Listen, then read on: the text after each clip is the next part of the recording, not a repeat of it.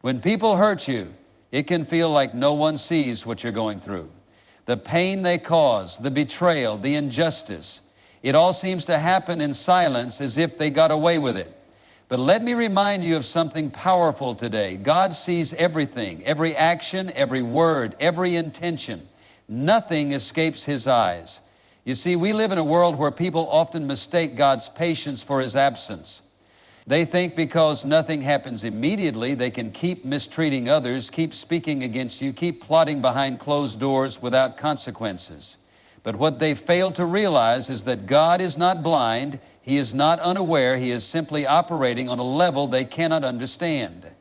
Think about Hagar in the book of Genesis. She was mistreated, pushed aside, and left in despair. But when she cried out, God revealed Himself to her, and she called Him El Roi, the God who sees me. That same God is watching over you today.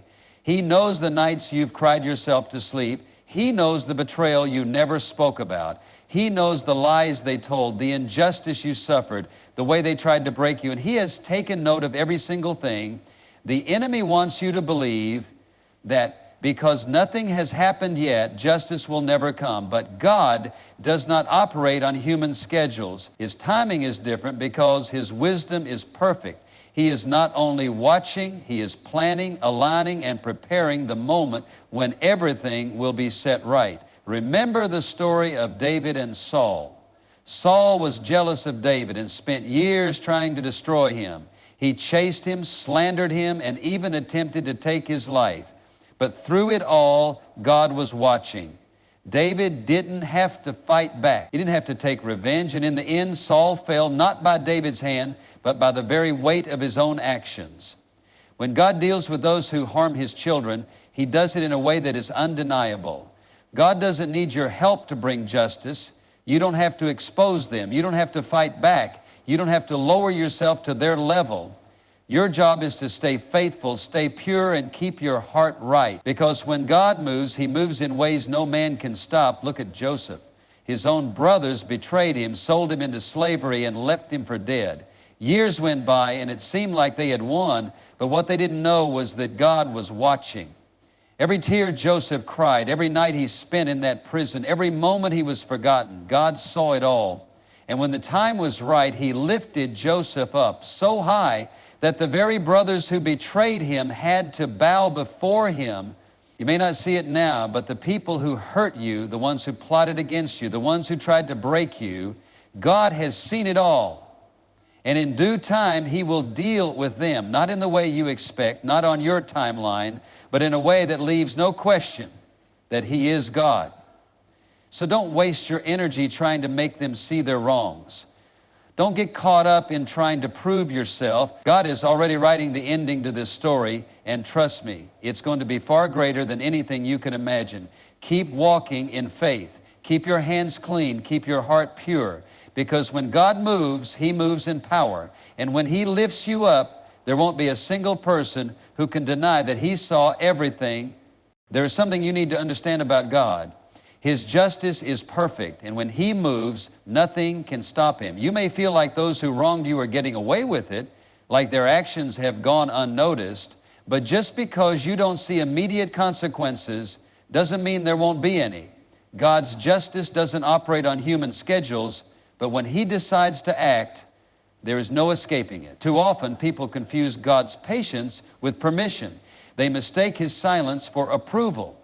They think because nothing happens right away, they can keep doing what they're doing without any consequences. But what they don't realize is that God is not ignoring the situation. He's simply giving them time. He gives space for repentance, for change, for them to make it right. But if they refuse, if they continue to harm, deceive, or mistreat others, then justice is coming. And when it does, it will be swift, undeniable, and unstoppable. You don't have to take matters into your own hands. You don't have to scheme, manipulate, or plot revenge. The moment you try to play God and handle it yourself, you step out of alignment with Him. But when you trust Him, when you step back and allow Him to work, He will handle things in a way that leaves no doubt that He is the one in control. Look at Pharaoh in the book of Exodus. He oppressed God's people, enslaved them, and hardened his heart despite every warning. God gave him chance after chance to make it right, but Pharaoh refused. And when God finally moved, there was nothing Pharaoh could do to stop what was coming. No army, no wealth, no power could stand against the judgment of God. What had been delayed was not denied. Justice came, and it came in full force. Some of you have been waiting for justice. You've been asking God when. You've seen people mistreat you, slander you, lie about you, and still walk around as if nothing ever happened. And in your heart, you wonder if they'll ever answer for what they did. Let me assure you today, they will. Not in your way, not in your time, but in God's perfect way. And when it happens, it will be undeniable. God is not just a loving Father, He is also a righteous judge. And when He executes judgment, He does so with precision. He weighs every action, every motive, every injustice. Nothing slips through His hands. When the time is right, the very people who thought they had escaped consequences will come face to face with the reality that God was watching all along. Think about Haman in the book of Esther. He plotted against Mordecai, schemed to destroy him, and even built gallows to have him executed. But what happened? The very trap he set for someone else became his own downfall. The same gallows he prepared for Mordecai were used for his own destruction. That is what happens when God's justice is at work. The wicked dig a pit for others, but they end up falling into it themselves. Some of you have been carrying the weight of injustice for too long. You've been wrestling with the pain of betrayal, struggling with the unfairness of it all. But I'm here to tell you, release it. Let it go. The battle is not yours. It belongs to God. He has already set things in motion. He has already planned the outcome. And when He moves, it will be undeniable.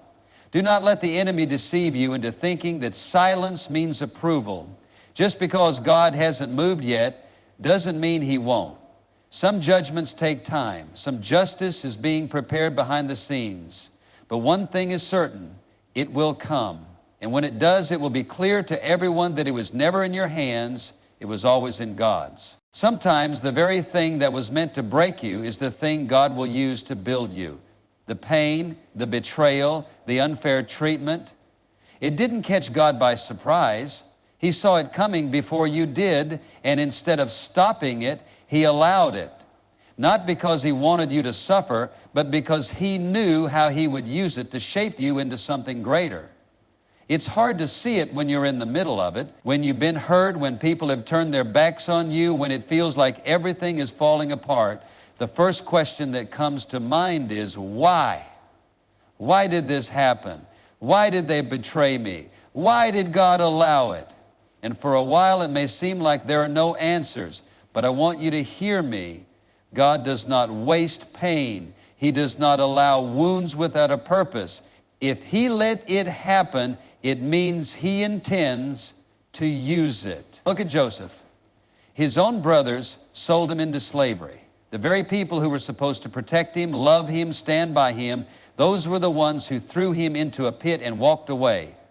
If anyone had a right to ask, why, God, it was Joseph. He was thrown into slavery, falsely accused, locked up in prison for years, completely forgotten. But what Joseph didn't see at the time was that God was using every moment of pain to position him for purpose. If Joseph had never been betrayed, he would have never been sold into slavery.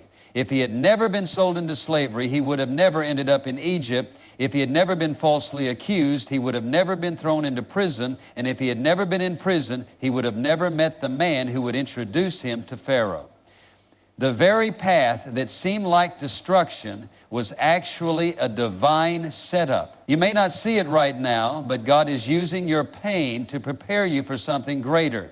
The rejection, the betrayal, the struggle, it's not the end of your story. It's just part of the process. Sometimes God allows people to push you out of places you were never meant to stay. He allows doors to close because He has a bigger door waiting for you. He allows people to walk away because they cannot go where He is taking you. There are times when we pray for God to remove the pain. But what if the pain is the very thing that is shaping us? What if the betrayal is teaching you how to discern? What if the rejection is pushing you closer to God? What if the hardship is molding you into the person you need to be for the next level? God is not punishing you, He is preparing you. It may not feel like it now, but one day you'll look back and understand why it all had to happen the way it did. One day you'll stand in the very place God destined for you and realize that every painful moment was necessary. Joseph went from the pit to the palace, and when he finally saw his brothers again, he didn't seek revenge. He said, "What you meant for evil, God meant for good." That's the kind of God we serve. He takes what the enemy meant to destroy you and uses it to elevate you. He turns your pain into purpose, your trials into testimony. The very people who try to break you will have to watch as God lifts you higher than they ever imagined. So don't despise the process. Don't let bitterness take root in your heart. Trust that God is working behind the scenes, shaping you, molding you, preparing you, because when the time is right, He will reveal exactly why He allowed what He did. And when that moment comes, you will realize the pain was never meant to destroy you. It was meant to prepare you. There is a difficult truth that many struggle to accept. God calls you to forgive, but that does not mean He overlooks justice. Forgiveness is not about pretending the pain didn't happen. It's not about excusing the wrong or acting as if it didn't hurt. Forgiveness is about releasing the burden so that it no longer controls your heart. It's about trusting God enough to let go, knowing that He is the one who will make things right. When you hold on to bitterness, it doesn't destroy the person who hurt you, it destroys you. The weight of resentment, the anger, the constant replaying of what they did, none of that affects them. They move on with their lives, but you stay trapped, shackled by something you were never meant to carry. And that is why God commands forgiveness.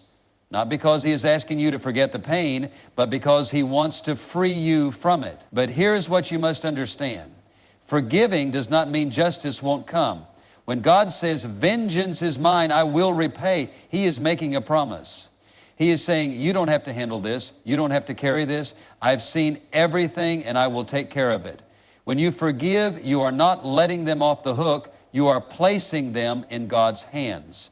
And when God deals with a situation, He does it in a way no man can escape. Look at David. Saul chased him, tried to kill him, slander him, and sought to destroy him at every turn. David had multiple chances to take matters into his own hands, to strike back, to bring justice himself, but he refused. He knew that taking revenge would only pull him out of alignment with God. And what happened? Saul's downfall came not by David's hands, but by the weight of his own actions. God handled it. Some of you are carrying the pain of betrayal, injustice, and deep wounds. You've been wronged in ways that no one fully understands, and it feels impossible to let it go. But I need you to hear me. Letting go is not about weakness. It's about trust. It's about saying, God, I trust that you see. I trust that you know. I trust that you will handle this better than I ever could. Forgiveness does not mean reconciling with someone who is toxic. It does not mean allowing them back into your life to hurt you again. It means you release the need for revenge, you let go of the bitterness, and you step back so that God can move. Because when He moves with power. The enemy wants to keep you trapped in unforgiveness because he knows that as long as you're focused on the hurt, you won't be able to receive what God has for you next. But the moment you let it go, the moment you say, God, I place this in your hands, that's when freedom comes. That's when healing begins. And that's when you make room for God to fight for you. Joseph forgave his brothers, but God still handled the situation. Daniel forgave those who plotted against him, but God still shut the mouths of the lions. Jesus, hanging on the cross, said, Father, forgive them. But that didn't mean those who rejected Him would escape judgment. Forgiveness is your responsibility. Justice is God's, and when He brings justice, it will be undeniable. So release it today. Let go of the burden. Trust that God has already written the ending to this story. And when He moves, it will be clear to everyone that He was watching all along. Sometimes what looks like a setback is really a setup. What people meant to harm you, God can turn around for your good. The betrayal, the rejection, the lies, they may have caused pain, but they did not cancel your purpose. In fact, God can take what the enemy meant for evil and use it as the very thing that positions you for something greater. It's hard to see it in the moment.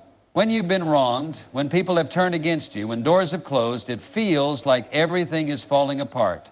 You wonder why it happened, why God allowed it, why the people you trusted the most were the ones who hurt you the deepest.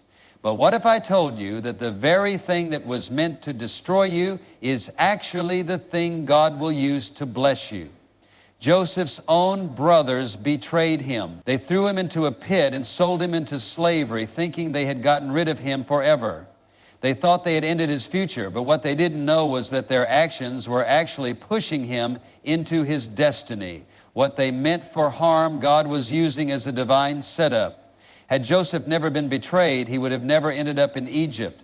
Had he never been falsely accused, he would have never been placed in the prison where he met the key to his breakthrough. Every painful moment, every injustice, every betrayal, it was all leading him to the palace. And when the time came, the very brothers who sold him into slavery had to stand before him, not as enemies, but as people in need of the blessing God had placed in his hands. God has a way of flipping the script. The people who counted you out, the ones who thought they had destroyed you, the ones who laughed when you were down, some of them will have to watch as God raises you up. Some of them will have to come back, not in power, but in need, because they will realize that what they tried to take from you, God increased. That's why you can't waste time trying to prove yourself to people. You don't have to fight for revenge. You don't have to make them see their mistake. Just keep walking with God, because while they were plotting, He was planning. While they were trying to bring you down, He was setting you up. What they thought was the end of you was really the beginning of something greater. Look at Daniel. His enemies thought they had silenced him when they had him thrown into the lion's den. They believed it was over. But instead of the lions devouring him, God shut their mouths, and the very people who tried to destroy him were the ones who ended up being destroyed. Daniel didn't fight them. He didn't beg them to stop. He remained faithful, and God handled the rest. You don't have to fear what people do to you. You don't have to be afraid of their betrayal, their rejection, or their schemes, because when you are in the hands of God, nothing they do can stop His plan for you. In fact, sometimes their very attack is what accelerates His purpose for your life. So stop worrying about who hurt you. Stop replaying the offense in your mind. Stop thinking that their actions have delayed your destiny. If God allowed it, He will use it. If He permitted it, He has already made a way to turn it for your good. One day you will look back and realize that the very thing they did to break you was the thing God used to bless you. And when that moment comes, you will know without a doubt what they meant for evil, God has turned for your good. There comes a point in life where you have to make a choice. Will you let what they did to you define you, or will you rise above it? Because the truth is, what happened to you was unfair. The betrayal was real. The pain was deep. But you cannot let it keep you stuck. You cannot allow what they did to hold you back from becoming everything God has called you to be. The enemy's greatest tactic is to use your past to stop your future. He wants you so consumed by the hurt that you can't move forward. He wants you so caught up in bitterness that you miss what God is trying to do in your life. But you have to decide that you are not going to let the offense become a prison. You have to decide that no matter what they did, no matter how much it hurt, you are moving forward. Look at Jesus. He was betrayed, rejected, falsely accused, beaten, and nailed to a cross. The very people He came to save were the ones who turned against Him. But He didn't let their actions stop Him. He didn't let their betrayal define His mission. He didn't stay in the place of pain. He fulfilled His purpose. Some of you have been stuck in the past for too long. You've been carrying the weight of what they did, replaying the hurt, living in the shadow of what happened. But it's time to break free. It's time to shake off the chains of offense and step into what God has for you. Think about Paul. Before he became a great apostle, he was known for persecuting Christians. He had a past filled with mistakes, and there were people who didn't believe he could change. But Paul didn't waste time trying to prove himself to them. He didn't stay stuck in regret or shame. He pressed forward, saying, "Forgetting what is behind and straining toward what is ahead, I press on toward the goal." That has to be your mindset. You cannot move forward while looking backward. You cannot step into your destiny while holding on to the pain of the past. Yes, they hurt you. Yes, it was wrong, but are you going to let that be the final chapter of your story? Or are you going to trust that God still has more for you? God never intended for you to stay in a place of brokenness. He never meant for you to live bound by what they did. He has greater plans for you. But you have to let go of the weight that is holding you down. You have to release the pain, the bitterness, the desire for revenge, and step fully into the future He has prepared for you. When Joseph finally stood before his brothers, the same brothers who betrayed him, he could have used that moment for payback. He could have made them suffer, but instead he chose to see the bigger picture. He didn't hold on to the past. He embraced the future God had given him. That's the choice before you now. You can stay in the pain, or you can step into purpose. You can let what they did define you, or you can let God define you. You can hold on to the hurt, or you can embrace healing. God is calling you forward. He is saying, let it go, trust me, keep walking. I have more for you. Don't waste another moment stuck in the past. The future God has for you is far greater than the pain that tried to stop you. And when you finally step into that future, you'll look back and realize they didn't break you. God built you.